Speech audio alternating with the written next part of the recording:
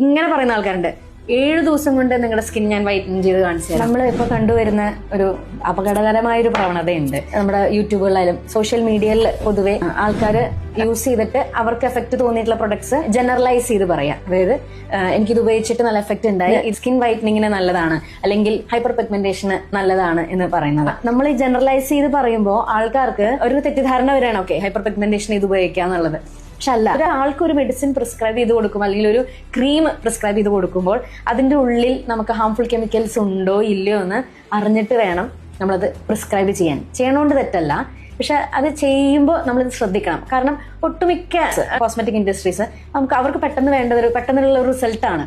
അപ്പൊ ആ റിസൾട്ടിന് വേണ്ടി അവര് ഹാംഫുൾ കെമിക്കൽസ് യൂസ് ചെയ്തിട്ടുണ്ടാവാം.